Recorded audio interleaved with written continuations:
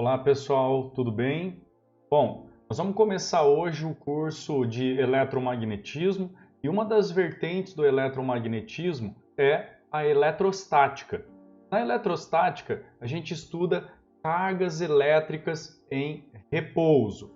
Isso não significa que as cargas não vão se movimentar durante os processos que nós vamos estudar, mas que antes do processo as cargas estão em repouso e após o processo elas ficam em repouso, ok? Eu gostaria então de começar o nosso curso com a introdução à eletrostática. Aqui nós vamos estudar os conceitos de carga elétrica, princípios da eletrostática e os processos de eletrização. Vamos lá? Para a gente começar a eletrostática, nós precisamos lembrar que a matéria ela é composta por átomos e os átomos eles são explicados por alguns modelos. Bom, você deve lembrar do modelo atômico de Dalton, onde ele comparava o átomo a uma bola de bilhar. Então, para ele, a matéria, se a gente começasse a dividir, chegaríamos em uma mínima porção que seria uma pequena esferinha, indivisível. Por isso, chama átomo, né? Bom, no entanto, os modelos atômicos eles foram evoluindo. Lembra do modelo de Thomson, onde ele comparava o átomo a um pudim de passas? E hoje a gente usa o modelo atômico de Rutherford. Eu gosto de dizer que é o modelo de Rutherford-Bohr, porque Bohr fez algumas correções importantes no modelo de Rutherford. Rutherford ele comparou o átomo a um sistema planetário. Nós sabemos, lembrando lá das leis de Kepler, que os planetas descrevem órbitas elípticas em torno do Sol e o Sol ocupa um dos focos da elipse. Então, para nós, já que o átomo é comparável a um sistema planetário, nós teremos uma massa central e algumas partículas orbitando essa massa central, que nós vamos chamar de núcleo. O núcleo ele é composto por prótons e nêutrons, enquanto que a partícula que orbita o núcleo são os elétrons. Dessas três partículas que eu acabei de citar, duas delas serão nosso objeto de estudo. As partículas portadoras de carga elétrica, o próton e o elétron. O próton tem uma carga mais E e o elétron uma carga menos E. Já há uma partícula neutra também, chamada nêutron, que não possui carga elétrica.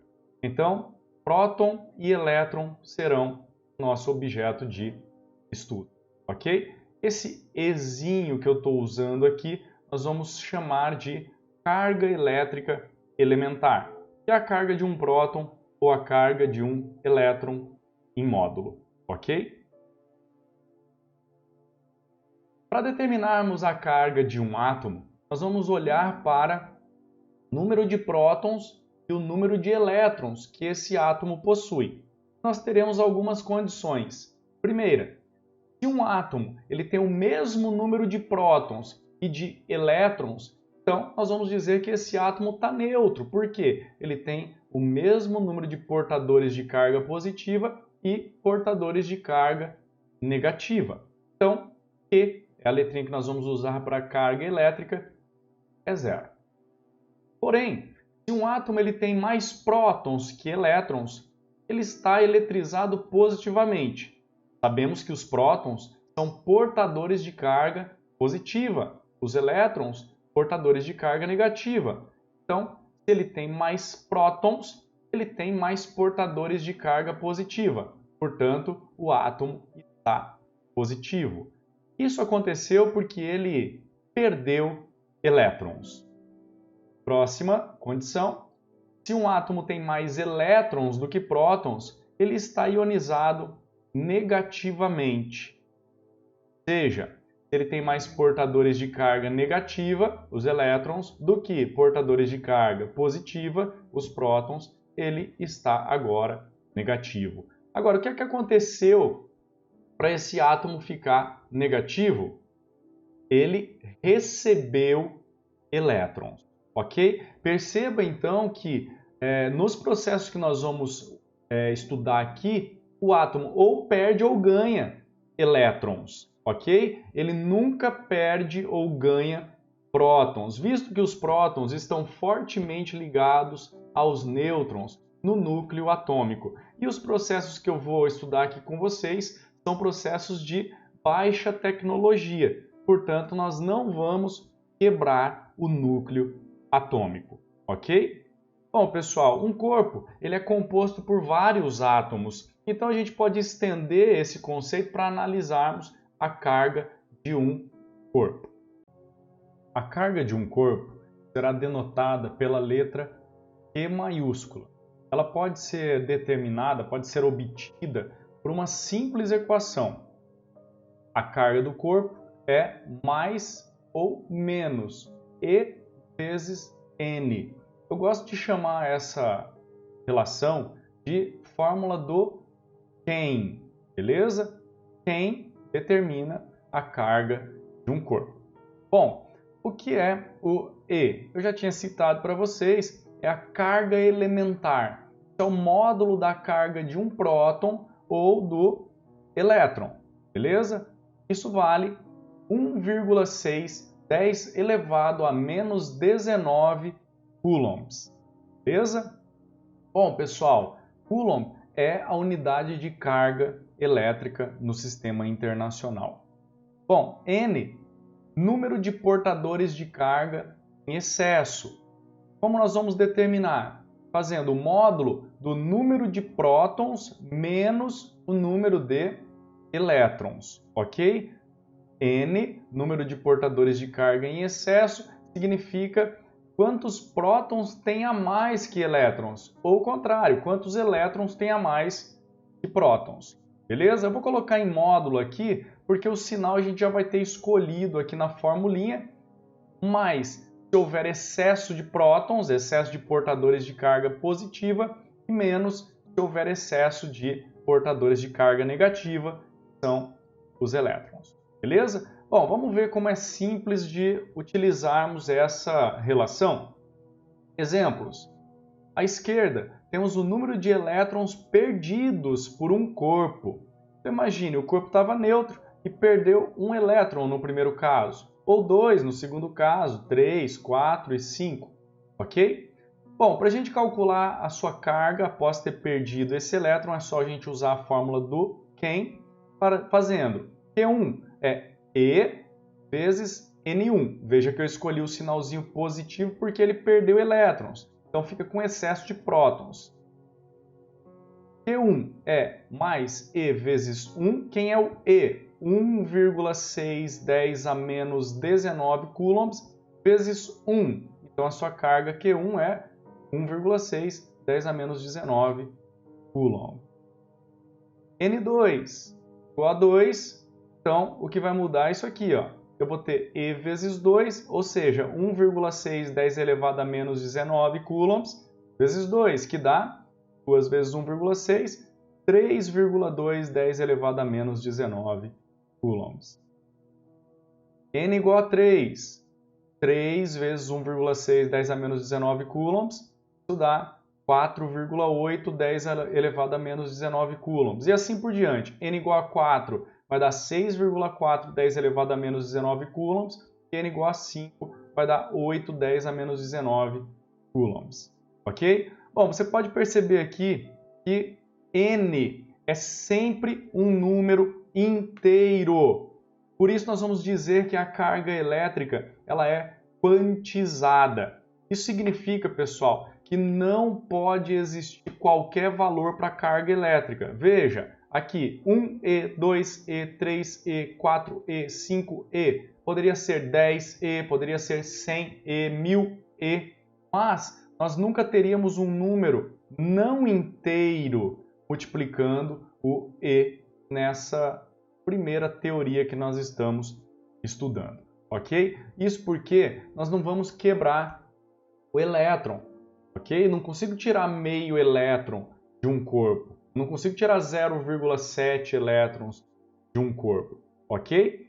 Então, existem valores de carga elétrica que são proibidos. Veja que a carga salta de 1,610 a menos 19 coulombs para 3,210 a menos 19. Ela salta de 3,210 a menos 19 coulombs para 4,810 a menos 19. Então, a carga 1,810 a menos 19 não existe, ok? Assim como a carga 3,510 a menos 19 não existe. Isso significa que a carga elétrica é quantizada. Processos de eletrização são passos a serem seguidos para causar uma transferência de elétrons e assim fazer um corpo neutro ficar eletrizado. O que significa estar eletrizado? Ter excesso de portadores de carga elétrica. A gente pode causar esse desbalanço entre o número de prótons e elétrons de três formas: eletrização por atrito, eletrização por contato e eletrização por indução. Bom, vamos estudar então esses três processos de eletrização, começando pela eletrização por atrito. Bom, essa aqui, galera, é bem simples, porém, algumas condições devem ser satisfeitas para que a eletrização por atrito funcione. Primeira, os corpos devem ser de materiais diferentes. Para quê? Para eles terem eletroafinidades diferentes. E aí um deles ter uma tendência em receber elétrons e o outro em ceder elétrons, ok? Pelo menos um dos corpos deve ser de material isolante. O que é um material isolante? São materiais que não permitem o movimento de elétrons, ok? Então o elétron ele fica parado nesses materiais. Ele não pode se movimentar ao longo do material, ok? Bom, o processo consiste em, aqui ó, pegamos um bastãozinho de vidro que está neutro no início do processo e um pouco de algodão que também está neutro no início do processo. A gente coloca os dois em contato e esfrega um no outro, causamos o atrito. Com essa energia que a gente está fornecendo para os materiais, ou ali para o atrito, vai haver transferência de elétrons, aqui nesse caso do vidro para o algodão. Se o vidro perdeu elétrons, ele fica eletrizado positivamente e o algodão, como recebeu os elétrons, ele fica eletrizado negativamente. Beleza? Bom, o que a gente pode tirar desse esqueminha? Primeiro, pessoal, que ao final do processo, a carga elétrica do vidro ela é em módulo igual à carga elétrica do algodão, porque todos os elétrons perdidos pelo vidro foram recebidos pelo algodão e o sinal é o contrário. Veja só, o algodão ficou negativo e o vidro positivo. Além disso, nós podemos lembrar do princípio da conservação da carga elétrica. Sempre, sempre, sempre, em um sistema eletricamente isolado, nós temos que o somatório das cargas antes do atrito é igual ao somatório das cargas depois do atrito. Veja, neutro e neutro, soma dá zero. E aqui você tem mais 6E e aqui menos 6E. Se você somar mais 6E menos 6E, isso dá zero também. Então, a carga total daquele sistema, somatória, a soma algébrica das cargas, ela se manteve constante. Okay? Além disso, pessoal, o princípio das interações elétricas também pode ser observado aqui. A gente pode chamar isso de lei de Dufay. Aqui nós vemos dois corpos negativos, forças que tendem a afastá-los. Dois corpos positivos, forças que tendem a afastá-los. E um corpo negativo, corpo positivo, surgem forças entre eles que tendem a juntá-los, ok? Dufay chegou à seguinte conclusão: cargas elétricas de mesmo sinal se repelem, enquanto cargas elétricas de sinais opostos se atraem. O que o vestibular pode perguntar para vocês a respeito dessa situação é: o que acontece após uma eletrização por atrito? E nós podemos concluir, já que os corpos ficam eletrizados com cargas de sinais opostos, então há uma atração entre eles após o atrito. Ok? Bom, pessoal, muito simples a eletrização por atrito. Vamos estudar então como nós podemos determinar qual sinal que cada corpo vai possuir após o atrito. Galera, isso depende de uma tabela que deve ser fornecida pelo exercício, chamada série triboelétrica. Então você vê aqui, ó, vários materiais, eu escolhi essa tabela: couro, vidro, fibra sintética, lã, chumbo, pele de gato e assim por diante. E ele mostra aqui setinhas, indicando para nós que sempre que nós atritarmos um material que estiver mais acima com o outro, que obviamente vai estar mais abaixo, o que está mais acima perde elétrons e fica eletrizado positivamente. Se estiver mais abaixo, recebe esses elétrons e fica eletrizado negativamente. Vamos ver o nosso exemplo aqui: vidro e algodão. Vamos procurar aqui vidro, o segundo, algodão, olha aqui, está mais para baixo, ok? Então o algodão fica negativo, o vidro fica positivo, ok? Bom, pessoal, nós poderíamos agora estudar o segundo processo de eletrização, chamado eletrização por contato. Hoje eu vou discutir com vocês somente um caso específico, que é o que mais aparece nas provas de vestibular, que é a eletrização por contato para corpos condutores esféricos idênticos, beleza? Bom, ambos os corpos devem ser condutores. O que são condutores? São materiais que permitem movimentação de elétrons. Então, diferentemente dos isolantes, que não permitem que os elétrons se movam ao longo do material, os condutores permitem, ok? Também é muito simples aqui, pessoal. No início do processo, nós temos um corpo já eletrizado com uma carga elétrica. Eu estou colocando aqui um exemplo, carga de 2 coulombs, ok?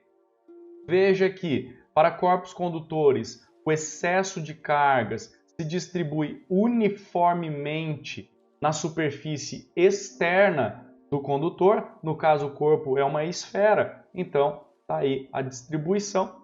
Já o corpo B, ele está neutro no início do processo.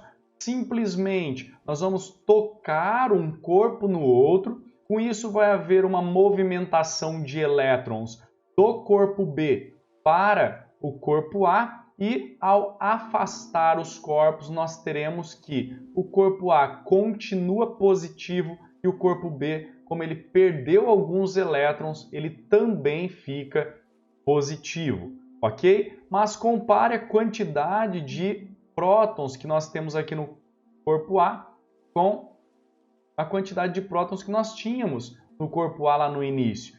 Temos aqui uma quantidade um pouco menor. Se você contar, você vai ver que aqui temos 12 prótons e aqui representados, tá, pessoal? Isso é só um exemplo.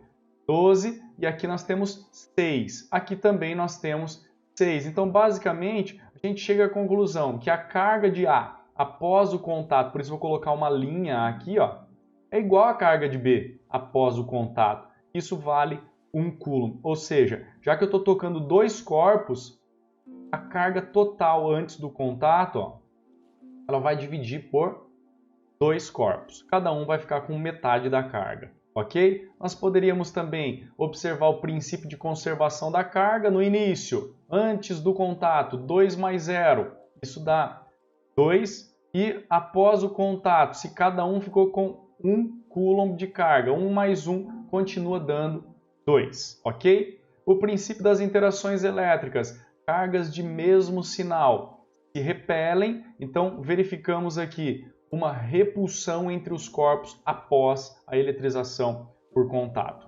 ok? Galera, nem sempre nós temos uma eletrização com apenas 2 corpos, pode ser que a gente tenha vários corpos. Como determinar a carga elétrica de cada corpo após o processo de eletrização?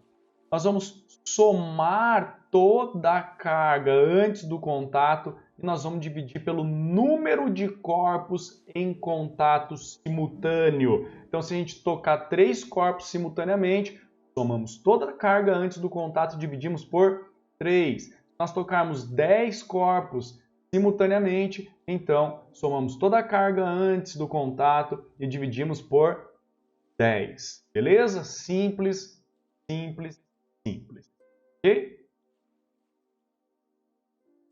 Nós poderíamos também estudar o processo de eletrização por indução parcial, ok? Bom, a indução parcial é um pouco mais complicada. Os passos que eu vou citar aqui para vocês, eles devem ser seguidos rigorosamente. Se os passos forem invertidos, pode ser que a eletrização não aconteça, ok? Bom, então nós precisamos de 2 corpos no início do processo. Aqui nós temos uma esfera condutora, que eu vou chamar de induzido, ok? Eu vou pegar um bastão, eu vou chamar isso aqui de indutor, beleza? Então tá aí, indutor induzido. Primeiro passo, o indutor já deve estar eletrizado no início do processo.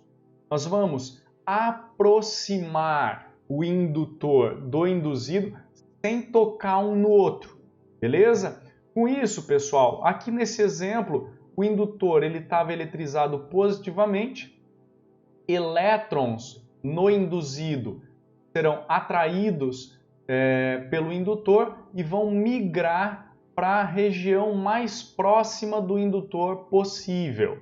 Na região mais afastada do indutor vão sobrar prótons. Você pode ver aqui que tem 5 prótons e 5 elétrons. Então, nessa situação, o induzido ainda está neutro, beleza? No entanto, ele está polarizado. O que é a polarização? É a separação dos portadores de carga nas extremidades do corpo. Similar a uma pilha. A pilha não tem seus polos, positivo e negativo? Então, aqui também o induzido também tem esses polos, tá? Galera, neste momento os corpos se atraem. E isso é muito importante que você lembre, por exemplo, para o vestibular da UEM. Um corpo eletrizado atrai um corpo neutro devido à indução ou devido à polarização. Beleza? É porque esses elétrons estão mais perto desses prótons aqui do que esses prótons são esses prótons. Ok? E a distância vai influenciar na força elétrica, então a força de atração com esses elétrons é maior do que a força de repulsão com esses prótons. Por isso, o corpo neutro ele é atraído pelo indutor nesse momento. Bom, pessoal, o induzido ainda está neutro. Eu vou então precisar de um terceiro corpo que vai ceder ou receber elétrons do induzido para causar então a sua eletrização.